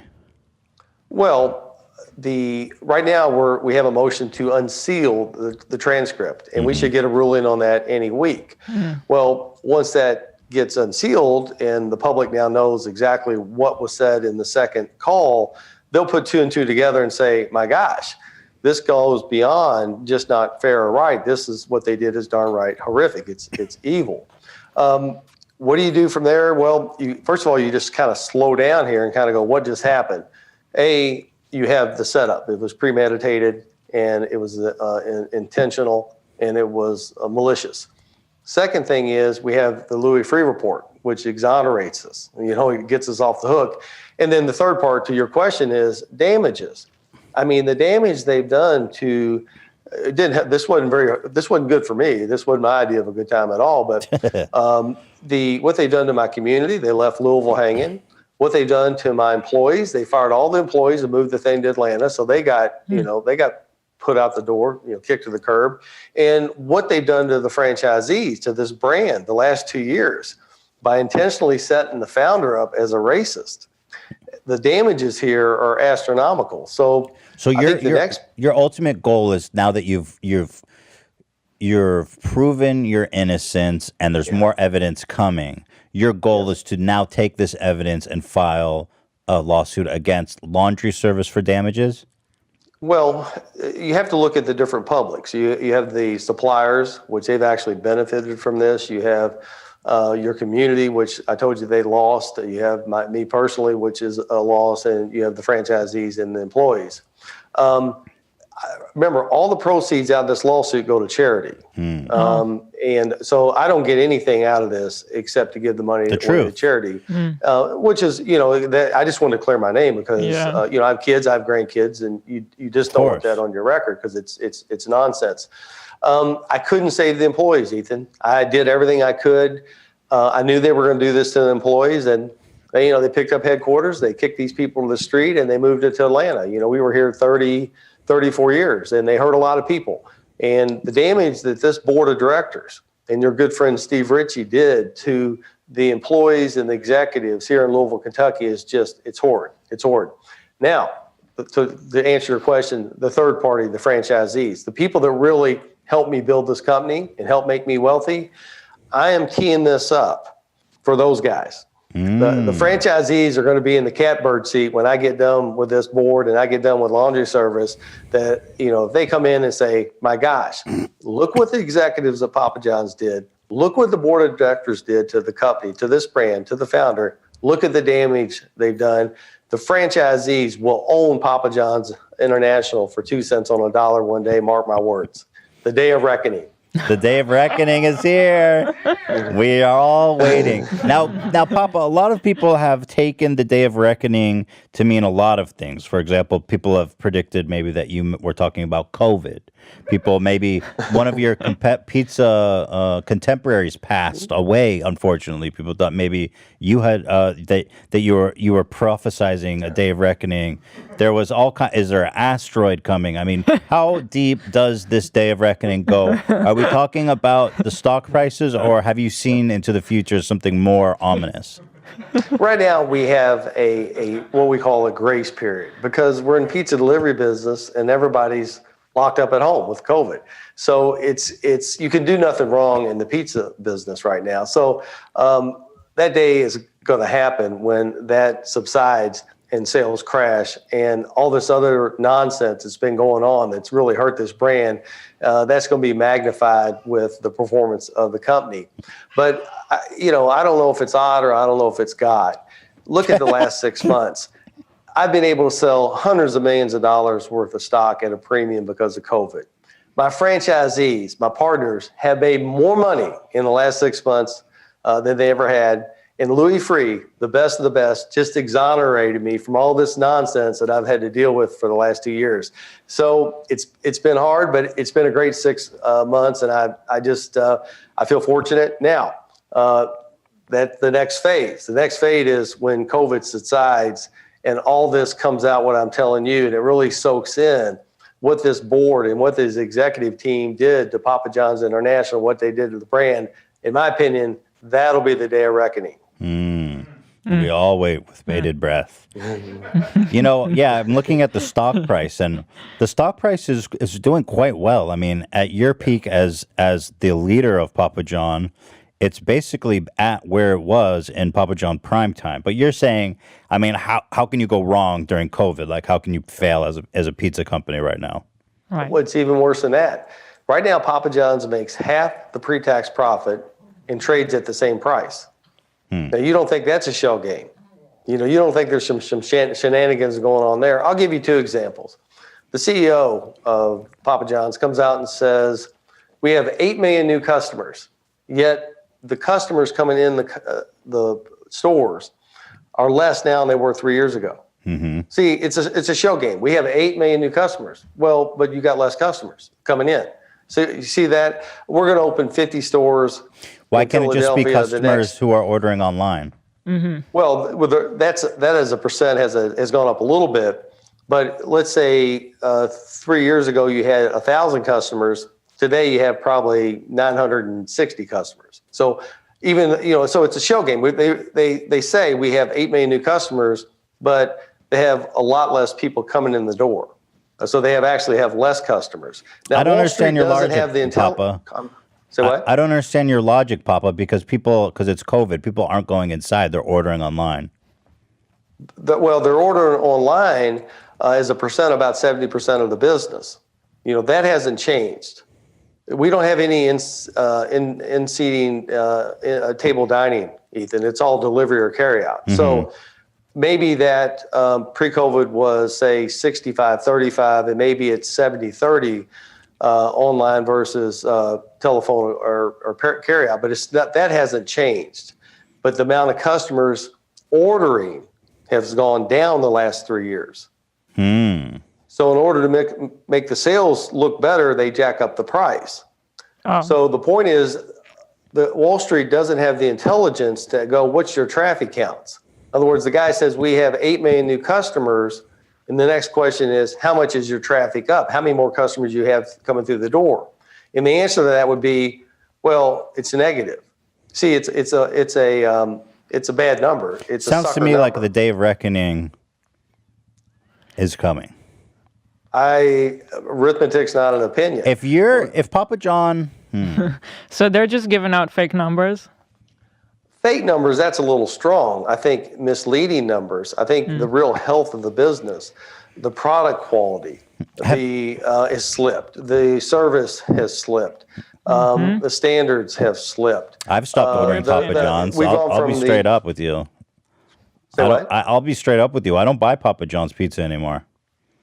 Well, I don't know how that makes you feel, Papa, to be honest, because that's your baby, but it used to be my life. Papa John's Pizza used to be my life, and now it's not there for me. I don't know how that makes you feel.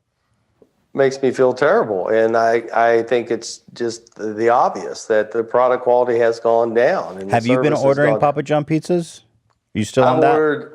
I've ordered 600 pizzas. Let's go. In the last 90 days. Are you serious? I know exactly what they're selling. So to your point, Ethan, you have one or two surveys that doesn't make a Papa, I'm captivated by what you just said. Yeah, me too. So tell me, what's your ordering strategy? You live in this area. You live in Kentucky, right? No. So tell me about we've ordered 600 pizzas in probably 10 or 15 states just to know what's going on. So when you have as much stock as I've had, you want to make sure that you know the product quality is there. And to your point, one example doesn't make a survey, but when you have 600, you kind of know what's going on. For sure. Anyway, the product has slipped. They know that. The franchisees know it. And the service has slipped. They have no pizza experience at the executive level or at the board level. They don't care about the employees. They just screwed them over. And I'm worried about the franchisees.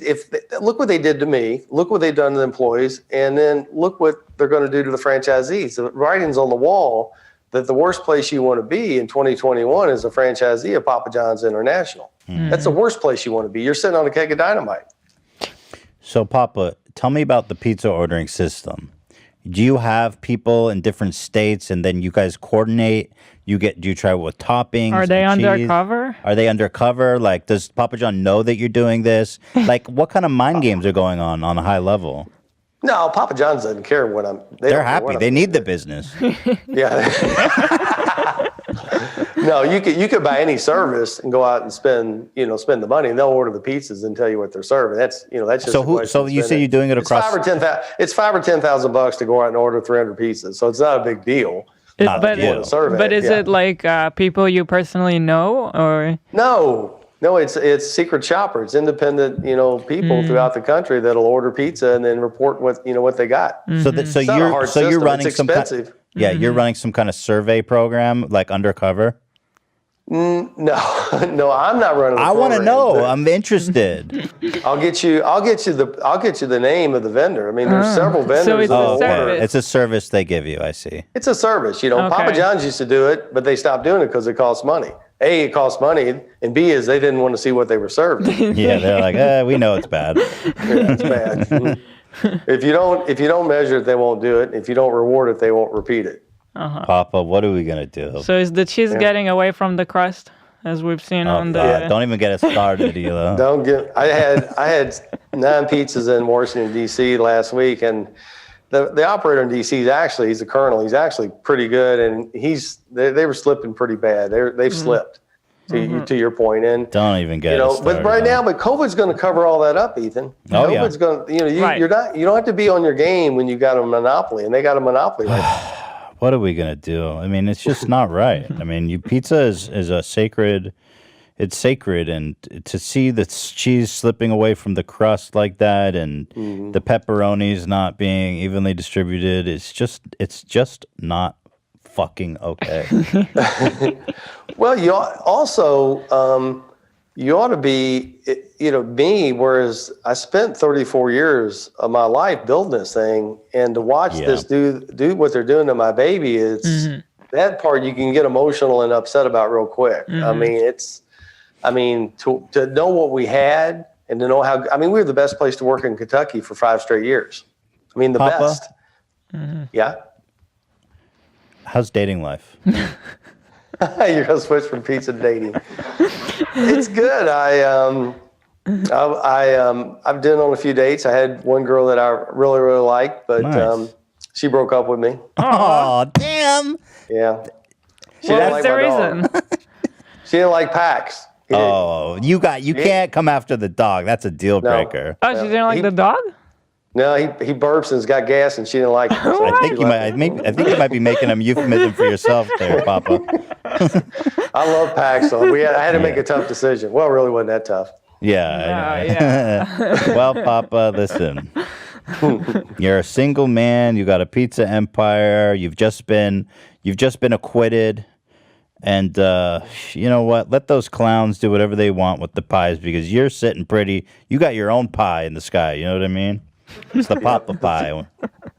I don't know what my future is going to be, Ethan. I just know every day I'm thankful because it's going to be better than the past. It's going to be great. I don't know what it is. I just know that it's going to be really, really good. And you guys and your audience are going to be part of it, because if we got through this, if we can get through this game, we can get through anything. Because remember, Ethan, I started in a bar. Oh, yeah. I used to get my ass kicked all the time. I never had an ass whooping like this in my life. I mean, this has been pretty tough, bud, but we got it done. We came out the other side a little bit stronger and a little bit better, so it's good. There you Day go. of reckoning. The day, exactly. Papa always stays winning. That's what I say. Papa always stays winning. Papa, thank you for calling in. I want to thank Rob, who looks like a lawyer. Is Rob a lawyer? Is Rob a lawyer? No, he's a PR guy. Hey, you didn't hit on Judas. You didn't hit on Richie. Oh, should we take shots at Richie? You got to take shots at Richie. He's the worst. Hey, Rob. Can we take shots at Richie? You're muted, I think. Rob, he's got the PR guy here. I want to know. Papa can do whatever he wants. Hey, Rob, why are you here? What are we trying to avoid talking about? Rob is the Nothing PR. at all. We're just recording on our end. Watch. Hey, Ethan, he's already had 6 heart attacks. Really? You're sweating right there? Oh, yeah. Well, let's start with this. I don't get to talk to anybody the way I talk to you. Rob, okay, let's start like this. I think Judas, a.k.a. Richie. Little Richie. I think little Richie turned a little Pori after he tried to backstab your ass. I don't think you want to be Steve Ritchie right now. I tell you what this dirty guy did. He called our advertising agency right before this went down and said, hey, he and Shapiro and said, we got to get rid of John. He's a bad guy. Then he emails laundry service and says, hey, just get him on tape, get him to talk. He'll hang himself. I mean, he completely set me up. I mean, the guy makes $6 an hour as a driver. Last year he made $6 million, and he pulls a stunt like that. I mean, I've never seen anything like that. Did you? I think that there's a movie here to be made. This is E2. Godfather. I mean, this is the E2. The Godpapa. What was it? Look at this. To your point, look at this. You ever talk to him? A guy that Did you ever talk to him, Papa? Say what? Did you ever talk with him yet? No. But you're right. Would you ever meet with him? Yeah. You would? Oh, of course. You have some things. It looks like you have some things to say to him. Papa, let's role play. Let's role play. I'm him. What would you say to me? Listen, Steve, all the franchisees hate your guts. They all know you screwed me over. In the process, you screwed us over. And we're going to let John exonerate you, but you got to narc all these other white-collar criminals out. We're narking. I like it. I love this movie. I want to watch it. So are we putting? So now how I see is we're gonna put Richie. We're gonna put a piece on Richie and send him in to get the the wire. Send him in with the wire, the Papa wire, the pizza wire. Well, Richie and Shapiro set up the other board members. They're the ones. Richie and Shapiro set up the taping. They set up the setup and took it down. And the other board members, they were a bunch of suckers. They went along with it. They panicked and went along with it. And Shapiro and Richie have left these board members hanging in the bag. But look at this. Look at this. You have a guy that builds a 5,000 store chain out of a broom closet in a public board of directors, sets him up, paints him as a racist, and tries to take him down to where he can't even get up the rest of his life. I mean, that's beyond jealousy, envy, hatred. That's biblical, just evil. Papa. It's evil. And I tell you, the franchisees deserve better. Papa, how long ago was it you've been divorced now? How is your life adjusting now to, just how has that been? I know divorce is just really tough, and I'm just curious, how's it been for you? Well, it was, a great 27 years. Yeah. She's a great woman. It'll be in 2 days and 10 hours and 3 minutes. It'll be a year since I've been divorced. You're counting down the days, Papa, of Jesus. Yeah, you're counting every second. Well, is it odd to be single after all this time? It's got to be a weird feeling, eh? Quite an eligible single man too, I might say. Odd's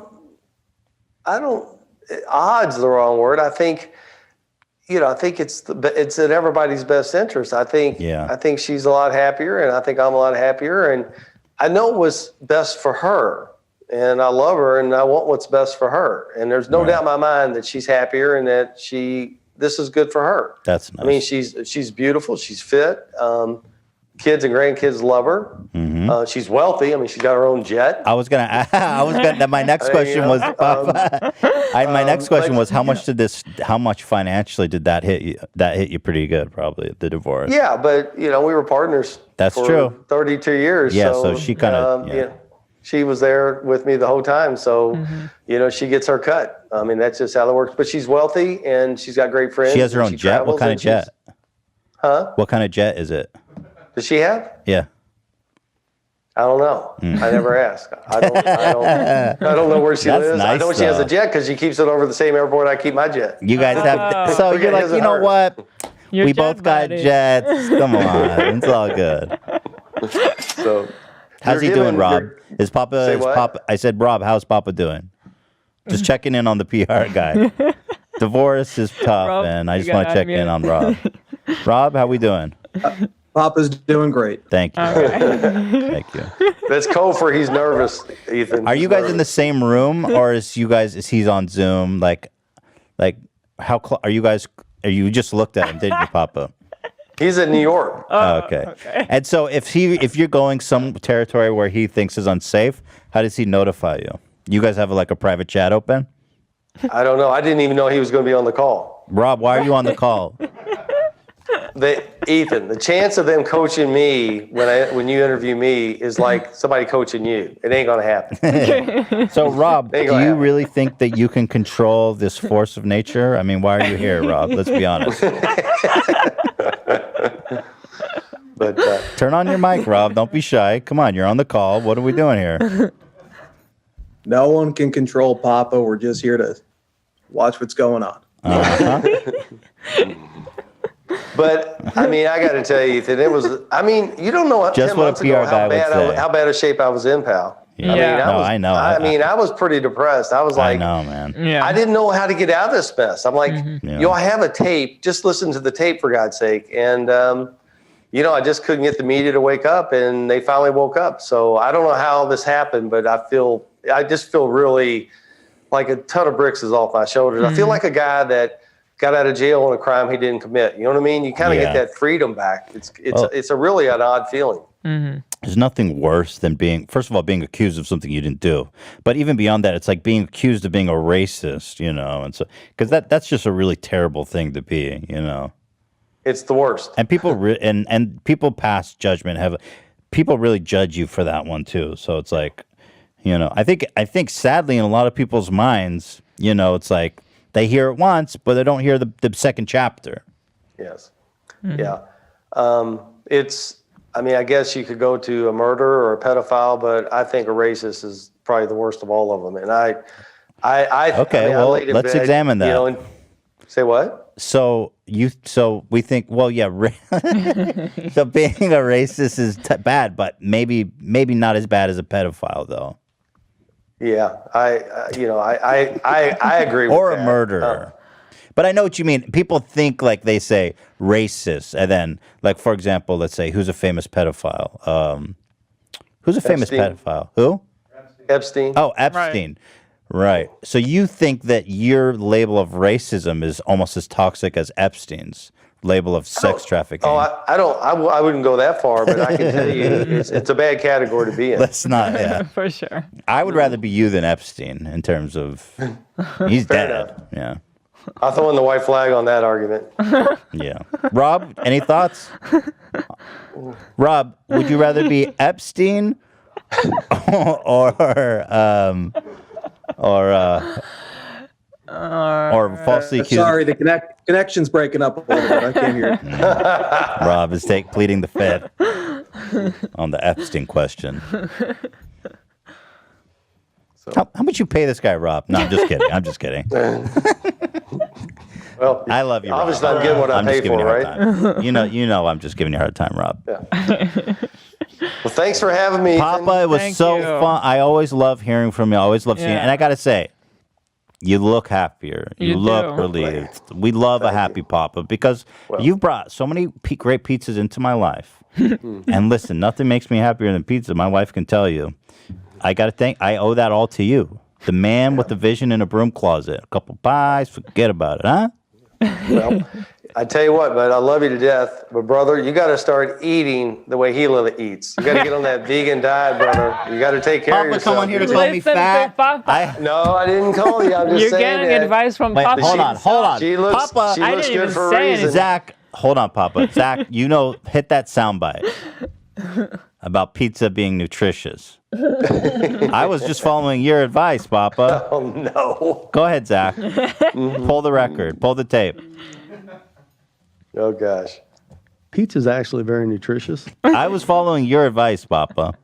Yeah. But notice the tone of voice. Notice I was kind of in my shell. I'm not sure I was trustworthy in that interview. Okay, so... hey, all sincerity, that complaint, that amended complaint is going to get unsealed here. It comes in. It's pretty juicy. What comes out? You tell me when that's out. You know, it was a hot mic, and these guys put their foot in their mouth. They indicted themselves. It's pretty funny. So I'll send that to you when I get it. But happy holidays to you. Happy holidays. So can we get back to the? Say what? I just wanted to hear if you had any concrete advice for Ethan on his diet. Oh, come on. He's a pizza Wild man. Health.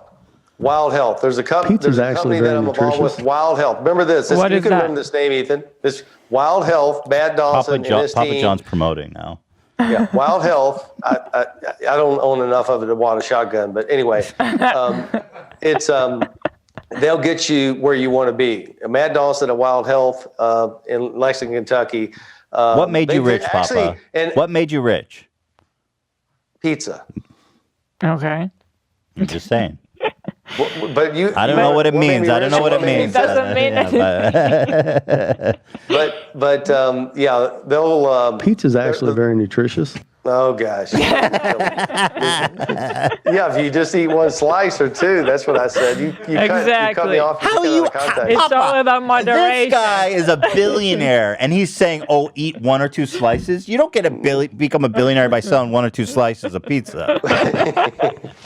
Come on. You got me. People like me, people that look like me, Papa, is why you're sitting in that Papa Pizza mansion with the fire behind you. Yeah. All right. Guys half your size of why I have a jet. Guys your size of why my ex-wife has a jet. Holy shit. All right, brother. Fair enough. Really, take care of yourself. Happy holidays. Hila, get him in shape now. Come on. Oh, that's hilarious. All right, brother. Papa. Thanks, Papa. Thank you. Papa, take care. Have a great Christmas. All right. I hope you're getting some weird ass. Okay, at least. Why? Rob, are you still here? You want to say anything, Rob? Rob bounced out fast. We love Papa. Man, that was fucking funny. I have to say, the guy came in here and called me fat, but I can't even hate because that was hilarious. He has a good point. I love fucking with the PR people when they show up. It's like, come on. Well, love Papa. That was a great call and a great personality test. This was a great really fun episode. Yeah, this was just a fun, high level. I feel like this was a high level episode. Right? I mean, there was a lot. I mean, who gets calls in from Papa John? Tests administered by real doctors. Doctors? Doctors. That turns me on. You know what I mean?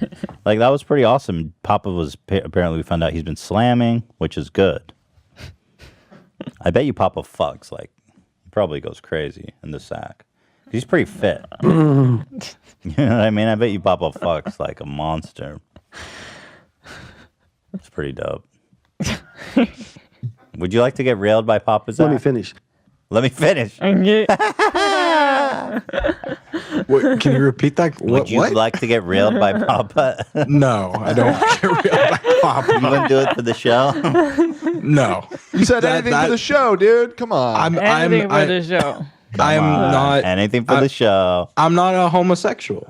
Oh. Well, that doesn't make you homosexual. It just means you can get railed by Papa for the show. Zach, you just asked me if I have any dirty dreams about Al Pacino. Yeah, you did. Well, okay, that's a different that's like they're 80-year-old casino men, porn where like Ginger's involved and What's casino like porn? I don't know what casino porn is. the movie Casino. I mean, I know what you're talking about. I didn't know that was a genre of porn. AB knows everything about that, doesn't he? No, it just hit me when you said Ginger's involved. I thought you were saying like red hair, but you're talking about the character Ginger. The character Ginger, yeah. So is there casino the movie following. like porn? I don't know. Anisha is probably like the 90s and Zach. I mean, Joe Pesci said "eat out my ass." So I mean, Eat out my ass. Eat out my ass. That's true. All right, we're off the rails. Okay.